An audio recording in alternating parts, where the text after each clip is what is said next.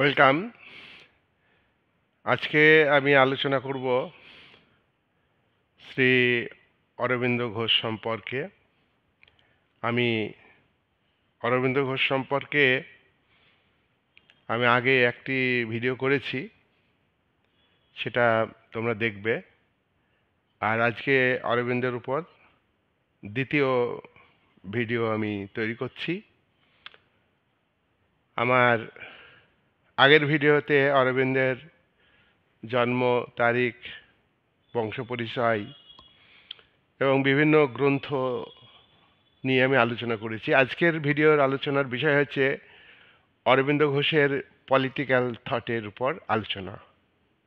অরবিন্দ ঘোষ রাষ্ট্রচিন্তার ক্ষেত্রে, রাষ্ট্র দর্শনের ক্ষেত্রে কি বলেছেন, রাষ্ট্রের প্রকৃতি কি, ব্যক্তি স্বাধীনতা কতটা থাকবে, এবং তিনি কোন দার্শনিক, আদর্শবাদী দার্শনিক বা ভাববাদী দার্শনিক না ব্যক্তি স্বাতন্ত্র্যবাদী দার্শনিক, এইসব বিষয়ের উপরে আজকের আলোচনা হবে। অরবিন্দর পলিটিক্যাল থটের সবথেকে গুরুত্বপূর্ণ বিষয় হলো তার পলিটিক্যাল থটটা, অর্থাৎ রাজনৈতিক চিন্তা, রাজনৈতিক দর্শন মানবতাবাদের উপর প্রতিষ্ঠিত। তিনি রাষ্ট্রচিন্তার ক্ষেত্রে মানবতাবাদকে গুরুত্ব দিয়েছেন। একথা সত্যি যে আজকে পৃথিবীতে মানব সভ্যতা কিন্তু বাধার সম্মুখীন, সংকটের সম্মুখীন হচ্ছে। আর মানুষে মানুষে দ্বন্দ্ব, বিদ্বেষ, দেশে দেশে বিদ্বেষ, অহিংসা, পারস্পরিক অবিশ্বাস, এটা আমরা হামেশাই পৃথিবীতে দেখতে পাচ্ছি। তাই এই প্রেক্ষাপটে অরবিন্দ ঘোষ যেটা বলছেন মানবতাবাদ, হিউম্যানিটি, এই হিউম্যানিটির উপরে তিনি বেশি গুরুত্ব দিয়েছেন। আর রাষ্ট্র দার্শনিক হিসাবে অরবিন্দ ঘোষকে আমরা ভাববাদী দার্শনিক বলবো। ব্যক্তি স্বাতন্ত্র্যবাদী দার্শনিক নন, তিনি ভাববাদী দার্শনিক। তিনি নৈরাজ্যবাদী দার্শনিকও নন। ব্যক্তি স্বাতন্ত্র্যবাদী দার্শনিকদের মতে রাষ্ট্র ও ব্যক্তি, এই দুয়ের মধ্যে ব্যক্তিকে বেশি প্রাধান্য দেওয়া। আর ভাববাদী দার্শনিকরা ব্যক্তি ও রাষ্ট্র, এই দুয়ের মধ্যে ব্যক্তিকে প্রাধান্য না দিয়ে রাষ্ট্রকে বেশি গুরুত্ব দেন। তাহলে অরবিন্দ ঘোষ রাষ্ট্রকেই বেশি গুরুত্ব দিয়েছেন, অনেক ক্ষেত্রে দিয়েছেন। কিন্তু অরবিন্দ ঘোষ প্লেটো, অ্যারিস্টটল যে অর্থে ভাববাদী দার্শনিক, সেই অর্থে কিন্তু অরবিন্দ ঘোষকে সেই অর্থে ভাববাদী দার্শনিক বলতে পারবো না। প্লেটো তার পলিটিক্স গ্রন্থে, প্লেটো তার রিপাবলিক গ্রন্থে উল্লেখ করেছেন যে রাষ্ট্র ও ব্যক্তি, এই দুয়ের মধ্যে রাষ্ট্রকে বেশি গুরুত্ব দিতে হবে। তিনি আইডিয়াল স্টেটের কথা বলেছেন, তিনি ব্যক্তিকে কম গুরুত্ব দিয়েছেন, রাষ্ট্রের জন্য ব্যক্তি।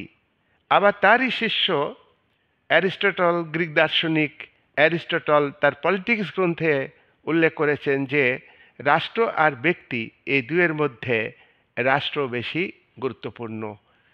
ব্যক্তির জন্য রাষ্ট্র নয়, রাষ্ট্রের জন্যই ব্যক্তি। আধুনিক ভাববাদী দার্শনিক হেগেল রাষ্ট্রকে সর্বশক্তিমান, সর্বদোষ মুক্ত, রাষ্ট্র নৈতিক চেতনা সম্পন্ন একটা প্রতিষ্ঠান, রাষ্ট্র একটি ঐশ্বরিক প্রতিষ্ঠান, এই বলে ব্যাখ্যা দিয়েছেন। এবং ব্যক্তির ব্যক্তিগত যে স্বাধীনতা, অধিকার, এগুলি পেতে গেলে ব্যক্তিকে রাষ্ট্রকে মেনে চলতে হবে, রাষ্ট্রের বিরোধিতা করতে পারবে না। তাহলে এই যে হেগেলের যে দার্শনিক, ভাববাদী দার্শনিক, এই অর্থে আমরা অরবিন্দ ঘোষকে ভাববাদী দার্শনিক বলতে পারবো না। অরবিন্দ ঘোষ রাষ্ট্রকে গুরুত্ব দিয়েছেন ঠিকই, তার পাশাপাশি ব্যক্তিকে গুরুত্ব দিয়েছেন। ব্যক্তির আত্মিক বিকাশ, ব্যক্তিত্বের বিকাশ, প্রতিভার বিকাশ, এইগুলোকে গুরুত্ব তিনি দিয়েছেন। অরবিন্দের মতে অরবিন্দের মতে ব্যক্তি অতি মানবীয় শক্তির অংশ, অতি মানবীয় শক্তি যেটা মানুষের মধ্যে নেই। তাহলে এখানে একটা অলৌকিক ঐশ্বরিক শক্তির একটা অংশ হচ্ছে মানুষ, আর সেই মানুষের ব্যক্তিত্বের পরিপূর্ণ বিকাশ ঘটানোর সুযোগ দিতে হবে। অরবিন্দ ঘোষ তার পলিটিক্যাল থটকে the ideal of human unity, ideal of human unity এই গ্রন্থে আলোচনা করেছেন। দেখো, অ্যারিস্টটল সমকালীন রাজনৈতিক সামাজিক প্রেক্ষাপটে, প্লেটো তার সমকালীন গ্রীসের রাজনৈতিক অস্থিরতার প্রেক্ষাপটে তত্ত্ব লিখেছেন, রাষ্ট্রকে শক্তিশালী করেছেন। আমাদের অরবিন্দ ঘোষ কিন্তু সেই সময়ের দার্শনিক না। তোমরা জানো যে 1872 সালে কলকাতায় তিনি জন্মগ্রহণ করেন এবং 1950 সালে মারা যান। তাহলে আধুনিক যুগের একজন চিন্তাবিদ, রাষ্ট্রচিন্তাবিদ। তাহলে তার যে বই, সেখানে তিনি সমকালীন অর্থাৎ আধুনিক যুগের, তখন ভারত একটা পরাধীন দেশ, স্বাধীনতা পেয়েছে এরকম মুহূর্ত যখন উনি মারা যাচ্ছেন, পরাধীনই বলা যায়। তো সেই পরাধীনতার রাজনৈতিক প্রেক্ষাপট এবং পরাধীনতার সামাজিক প্রেক্ষাপট, এর ভিত্তিতে তিনি রাষ্ট্র দর্শনকে তুলে ধরেছেন।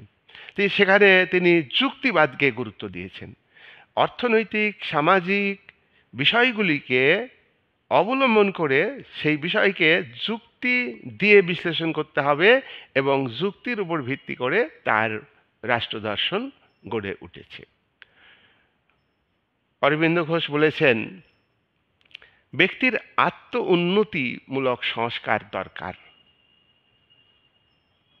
সমাজের বহু মানুষ আছি আমরা, প্রত্যেকটা মানুষের মানে নিজের আত্ম উন্নতিমূলক, এখানে শুধু সম্পদের উন্নতি, টাকা পয়সা বাড়িঘরের উন্নতির কথা উনি বলেননি। উনি বলেছেন যে মানুষের মনের একটা উন্নতি, একটা স্বার্থত্যাগের মানসিকতা, আত্মত্যাগের মানসিকতা, এগুলো মানে মানুষকে চেষ্টা করতে হবে এবং তার মাধ্যমে সমাজের উন্নতি ঘটবে।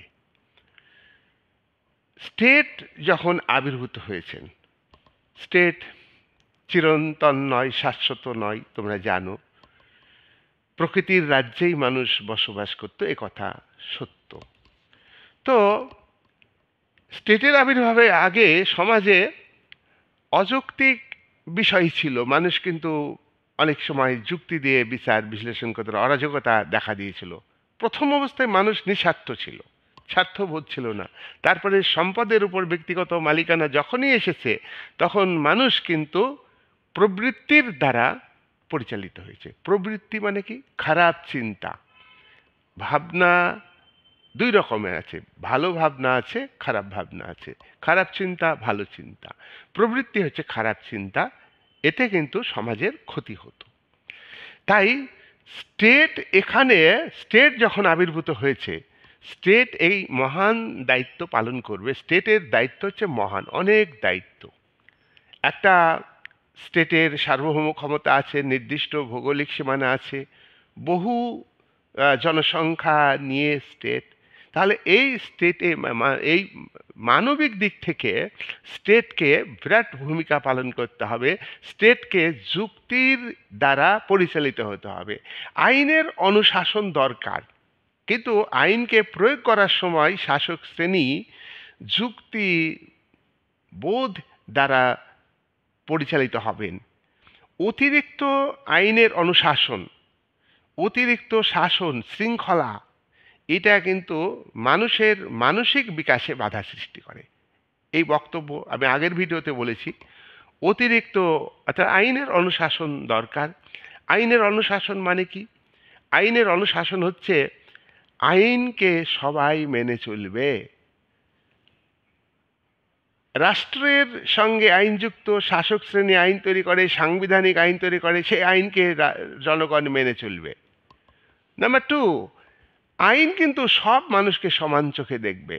নাম্বার থ্রি, আইন প্রত্যেকটা মানুষের সবারই অধিকার সংরক্ষিত করবে।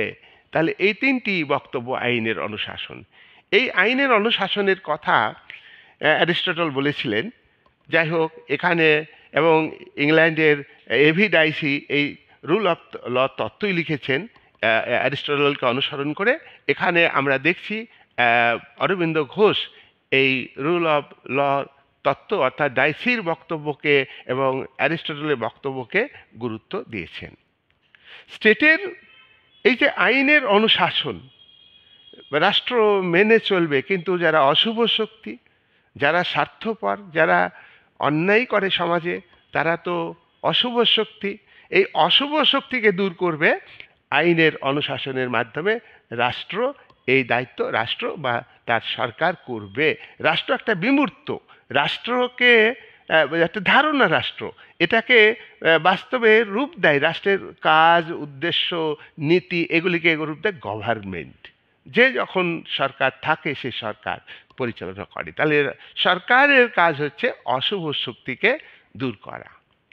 স্টেট সর্বসাধারণের সর্বাঙ্গীন কল্যাণ করবে। সর্বসাধারণের, মুষ্টিমেয় ব্যক্তির নয়, মুষ্টিমেয় ধনবান ব্যক্তির স্বার্থ রক্ষা করবে রাষ্ট্র।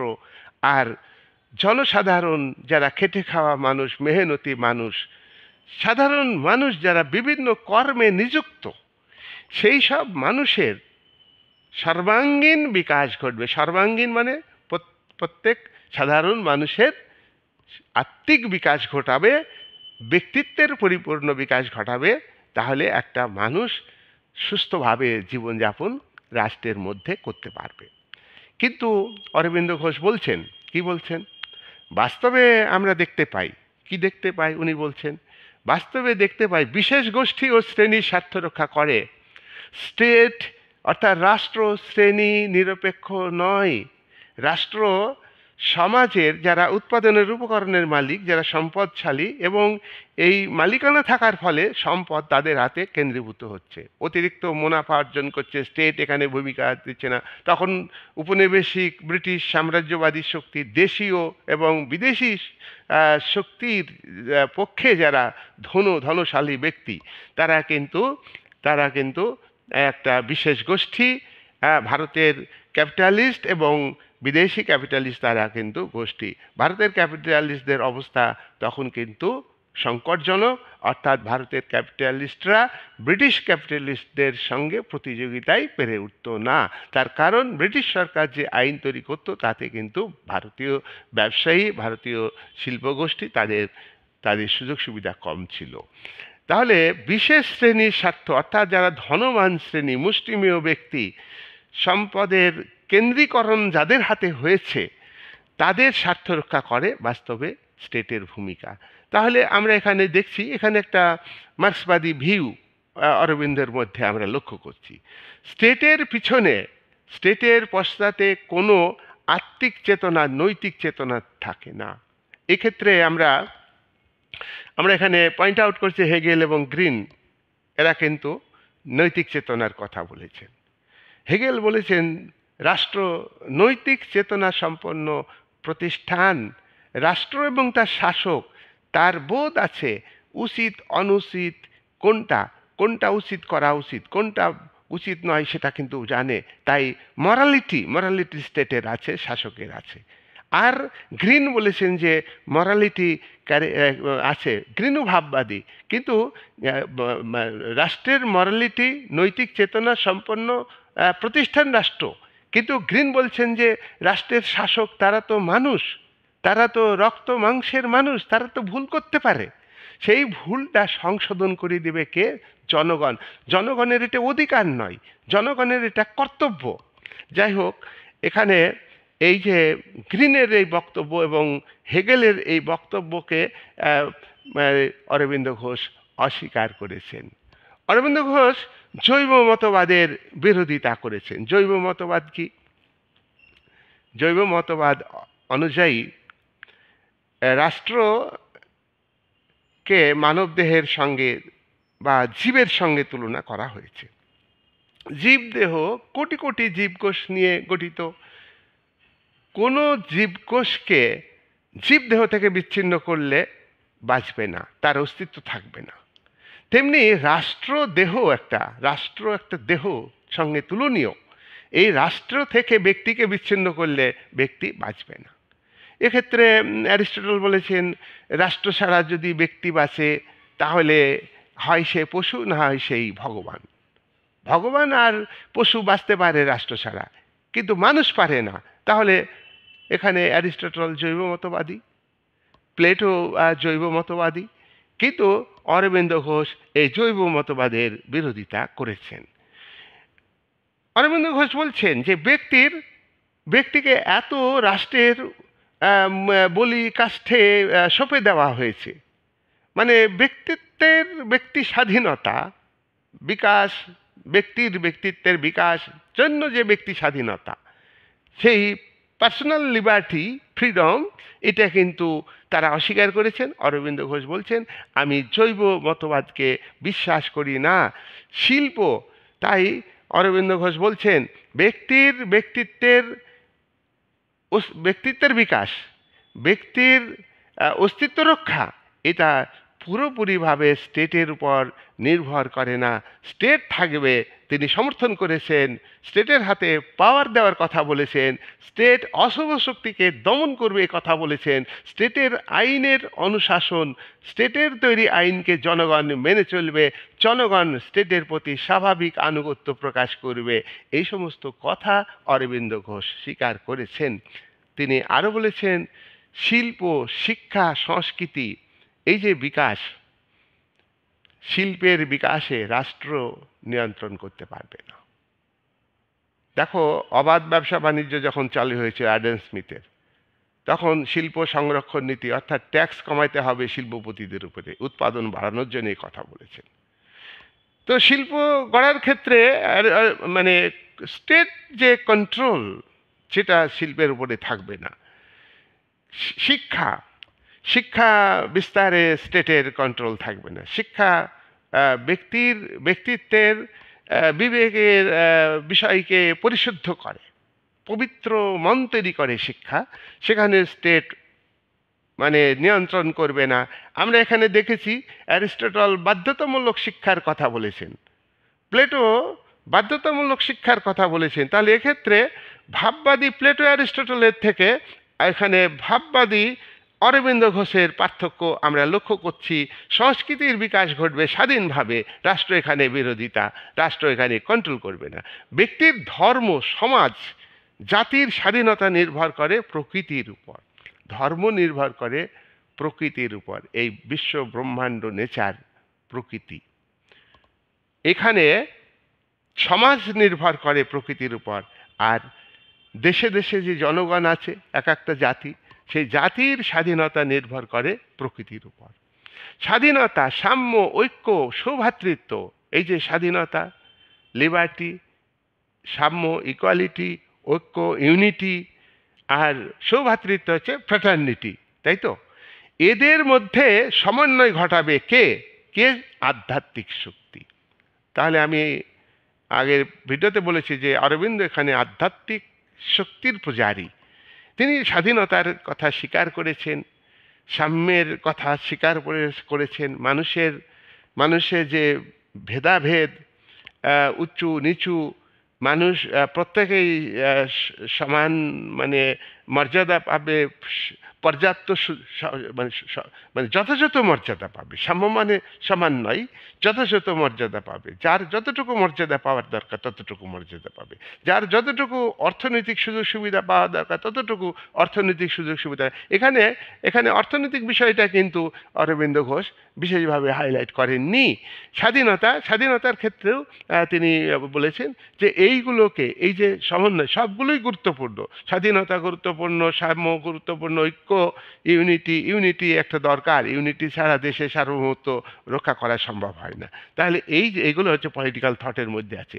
সৌভ্রাতৃত্ব, আবার জাতিতে জাতিতে হিংসা বিদ্বেষ এবং ব্যক্তিতে সংঘর্ষ, এগুলোকে তিনি মানে দূর করবার চেষ্টা করেছেন, এবং এইগুলির মধ্যে একটা একটা আধ্যাত্মিক শক্তি কাজ করাতে হবে। আধ্যাত্মিক শক্তি প্রত্যেকেই একটা আত্মিক বিকাশের জন্য, মন মন বিবেককে পরিশুদ্ধ করবার জন্য, পবিত্র করবার জন্যে যে আধ্যাত্মিক শক্তি, সেই শক্তির মধ্য দিয়ে এগুলো এগুলো স্বাধীনতা যতটা দরকার, সাম্য যতটা দরকার, ঐক্য যতটা সৌভাতৃত্ব দরকার, এগুলো সৃষ্টি করা সম্ভব। অরবিন্দ ঘোষ স্টেটের কাজগুলিকে দুই ভাগে ভাগ করেছেন। দুই ভাগে কাজ কি? স্টেটে উনি বলছেন স্টেটের কাজ হলো, একটা হলো পজিটিভ রোল আছে স্টেটের, আর একটা হচ্ছে নেগেটিভ রোল আছে। পজিটিভ রোল কি? উনি বলছেন যে স্টেট বা রাষ্ট্র ইতিবাচক কাজ করবে, আর ইতিবাচক কাজ হলো ব্যক্তির স্বাধীনতার অনুকূল পরিবেশ তৈরি করা। দেখো, দেশ স্বাধীন হয়, সব মানুষ কি স্বাধীনভাবে চলাফেরা করতে পারে? সব মানুষ কি খেতে পায়? সব মানুষ কি বাসস্থান পেয়েছে? সব মানুষ কি ন্যায় বিচার পায়? পায় না। তাহলে সেই পরিবেশ নেই। স্বাধীনতা দেওয়া আছে, সংবিধানের পাতায় লেখা আছে মানুষ স্বাধীনতা পাবে। অধিকার সংবিধানে লেখা আছে, অনেক অধিকার লেখা আছে, আমাদের ভারতের সংবিধানে লেখা আছে, কিন্তু সব মানুষ কি অধিকার পেয়েছে? সব মানুষ কি স্বাধীনতা পেয়েছে? অরবিন্দ ঘোষ বলছেন যে অধিকার স্বাধীনতা পাবে এমন একটা পরিবেশ তৈরি করতে হবে, আর এই পরিবেশ তৈরি করার দায়িত্ব হচ্ছে রাষ্ট্রের কাজ। রাষ্ট্রের কাজ এটা গঠনমূলক কাজ। ধর্ম, শিক্ষা, সংস্কৃতিকে ব্যক্তির এখতিয়ারে ছেড়ে দিতে হবে। ধর্মের ব্যাপারে রাষ্ট্র হস্তক্ষেপ করবে না। আমাদের ভারত ধর্মনিরপেক্ষ রাষ্ট্র, কিন্তু বাস্তবে এমন পরিস্থিতির সৃষ্টি হয়, সাম্প্রদায়িক সম্প্রীতির অভাব ঘটে, তখন স্টেট ধর্মকে কন্ট্রোল করতে বাধ্য হয়। আজকে বিশ্বে বিভিন্ন যে রাষ্ট্র ধর্মকে গুরুত্ব বেশি দিচ্ছে, ধর্মকে বেশি গুরুত্ব দেবে না। এটা অরবিন্দ একটা বিশাল আইডিয়া যে এটা একটা ব্যক্তিগত ব্যাপার। আজকে যদি ধর্মটা ব্যক্তিগত জায়গায় থাকতো, ব্যক্তিগত এখতিয়ারে থাকতো, আজকে ধর্মযুদ্ধ হতো। মধ্যপ্রাচ্যে ধর্মযুদ্ধ হচ্ছে, আমাদের আমাদের এশিয়া মহাদেশের ভারত, বাংলাদেশ, এই পাকিস্তান, এই যে একটা বিদ্বেষ শুরু হয়েছে, পুরোটাই অশান্তি, এটা পুরোটাই ধর্মকে ভিত্তি করে। তাই ধর্ম যদি ব্যক্তিগত জায়গায় থাকতো অরবিন্দ ঘোষের বক্তব্য অনুযায়ী, তাহলে কিন্তু এই সমস্যাটা হতো না। আর সংস্কৃতিকেও ব্যক্তিগত বিষয়টা হবে, রুচি, অভ্যাস, মানসিকতা, এই সবগুলো তার ব্যক্তিগত একটা বিষয়, সে কিন্তু চেষ্টা করবে, পজিটিভ ভাববে। আর নেতিবাচক কাজ, রাষ্ট্রের নেতিবাচক কাজ হচ্ছে অপচয় বন্ধ করতে হবে। দেখো, স্টেটের মধ্যে তুমি তাকালে দেখতে পাবা যে সরকারি সম্পদ কত অপচয় হয়। এই অপচয় সরকারকে বন্ধ করতে হবে। সরকারের সম্পত্তি ব্যক্তি দখল করে নিচ্ছে, সম্পদের গাছপালা নষ্ট হয়ে যাচ্ছে, সংরক্ষণের ব্যবস্থা নাই, সরকারের বিল্ডিং সংরক্ষিত হচ্ছে না, তোমরা খেয়াল করলে দেখবে। তাই অরবিন্দর এই কথাটা কিন্তু খুব গুরুত্বপূর্ণ। নেতিবাচক কাজ হচ্ছে অপচয় বন্ধ করতে হবে, আর অপরাধ বন্ধের ব্যবস্থা করতে হবে। অপরাধ সমাজে যতই শিক্ষা, সংস্কৃতির, সভ্যতার অগ্রগতি ঘটুক না কেন, আজকে সভ্যতার পথে বড় বাধা সন্ত্রাসবাদ, বিভিন্ন জাতিবিদ্বেষ, ধর্মীয় গোঁড়ামি ইত্যাদি ইত্যাদি। এবং রাষ্ট্রের মধ্যে সুসম্পর্কের কথা বলা হলেও আজকের বলা হচ্ছে যে আন্তর্জাতিকতাবাদের যুগ, কিন্তু আন্তর্জাতিকতাবাদ সত্যি সত্যি কি প্রতিষ্ঠিত হয়েছে বা হচ্ছে না। তাহলে অরবিন্দ ঘোষ বলছেন যে আজকে এই যে অপরাধ বন্ধ করতে হবে, আজকে একটা দেশের সন্ত্রাসবাদীরা অপর রাষ্ট্রের মধ্যে গিয়ে অপরাধ করছে, তাহলে স্টেটকে এখানে দেখতে হবে। স্টেটের এটা এটা একটা এটা একটা বাধামূলক কাজ, বাধা দিতে হবে স্টেটকে। আর ব্যক্তিত্বের বিকাশে বাধা দূর করতে হবে। ব্যক্তিত্বের বিকাশে বাধা, যেসব বাধা আছে, প্রতিকূলতা আছে, সেগুলি দূর করবার জন্যে ব্যক্তির পাশে রাষ্ট্র দাঁড়াবে।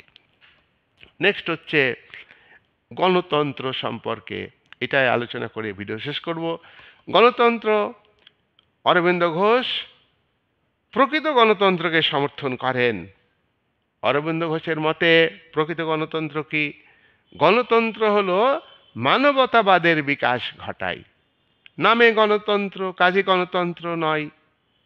এই গণতন্ত্রকে অরবিন্দ ঘোষ সমর্থন করেননি। তিনি বলছেন প্রতিনিধিত্বমূলক যে গণতন্ত্র, সেই গণতন্ত্র কিন্তু যথাযথ গণতন্ত্র নয়, সংসদীয় গণতন্ত্র যথাযথ গণতন্ত্র নয়। এখানে সংখ্যাগরিষ্ঠের ভিত্তিতে সিদ্ধান্ত গৃহীত হয় ঠিকই, কিন্তু সংখ্যালঘু ব্যক্তিরা সিদ্ধান্ত নিচ্ছেন। জনপ্রতিনিধি তারা কজন? তারা ভোটের আগে জনগণকে গুরুত্ব দেন, জনমতকে গুরুত্ব দেন, কিন্তু ভোটের পরে যখন সরকারি সিদ্ধান্ত গ্রহণ করেন, সরকারের যে নীতি নির্ধারণ করেন, সেখানে সেই পাবলিক পলিসি অনেক সময় জনস্বার্থ বিরোধী হয়। তখন আর জনগণের অন্তত 5 বছর আগে করার কিছু থাকে না।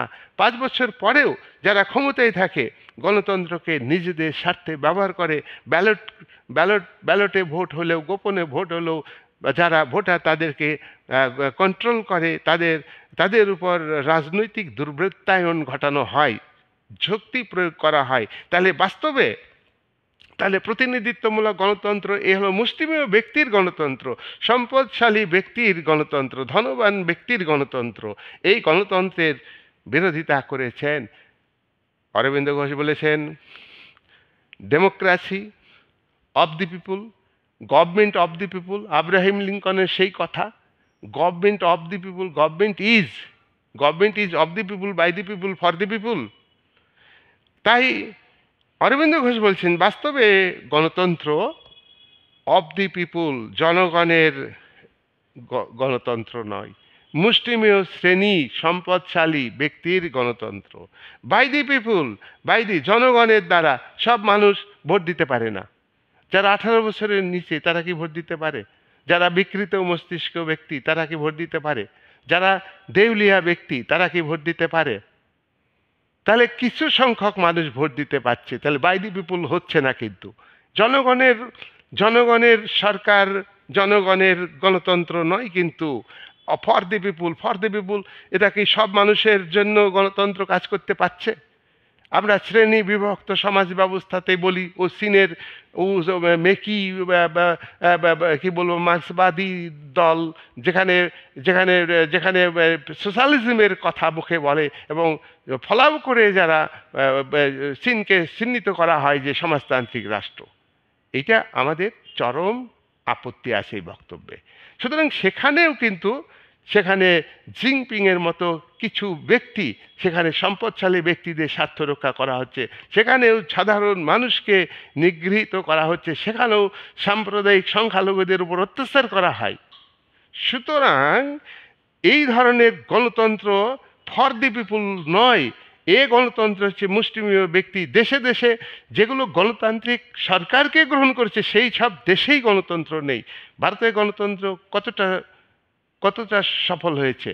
গণতন্ত্রে যারা জনপ্রতিনিধি তারা অর্থনৈতিক দুর্নীতির সঙ্গে ব্যাপকভাবে যুক্ত। কিছু ব্যক্তি বাদ দিলে বাকি সবটাই অর্থনৈতিক দুর্নীতির সঙ্গে যুক্ত। আমলারা অর্থনৈতিক দুর্নীতির সঙ্গে যুক্ত। বিচার ব্যবস্থা নিয়ন্ত্রিত হয় এই প্রভাবশালীদের দ্বারা, ধনীদের দ্বারা, রাজনৈতিক প্রভাবশালীদের দ্বারা। তারা আবার ধনী এবং তারা রাজনৈতিক নেতা। সুতরাং এখানে বিচার বিভাগ নিরপেক্ষভাবে কাজ করে না, সাধারণ ঘরের মানুষ সুবিচার পায় না। এটা কি গণতন্ত্র? না, এটা গণতন্ত্র না, এটা জনগণের জন্য গণতন্ত্র না।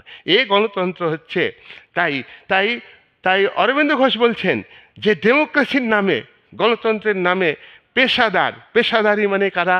এই যে আমলা, ব্যুরোক্র্যাট, তারা এবং সম্পত্তিবানদের স্বার্থ রক্ষা করে। এই হচ্ছে ডেমোক্রেটিক স্টেট। সুতরাং তিনি বলছেন যে সামনে ডেমোক্রেসি, সামনে বলা হচ্ছে by the people, of the people, for the people. হ্যাঁ, তাহলে of the people, by the people, of the people জনগণের, বাই দি পিপুল জনগণের দ্বারা, ফর দি পিপুল জনগণের জন্য। কোনোটাই যথাযথভাবে ডেমোক্রেসি তে কাজ করছে না। সুতরাং অরবিন্দ ঘোষ এই ডেমোক্রেসির চরম বিরোধিতা করেছেন তার রাজনৈতিক তত্ত্বে। তাই তিনি বলছেন ডেমোক্রেটিক যে সিস্টেম, সেই সিস্টেমকে সামনে রেখে আড়ালে মুষ্টিমেয় ধনবান ব্যক্তি, মুষ্টিমেয় ধনবান শ্রেণী, মুষ্টিমেয় ধনবান গোষ্ঠীর স্বার্থ রক্ষা করছে গণতন্ত্রের নামে। আজকের ভিডিও আমি এখানে শেষ করলাম। পরে অংশ আমি পরে ভিডিও করে জানাবো।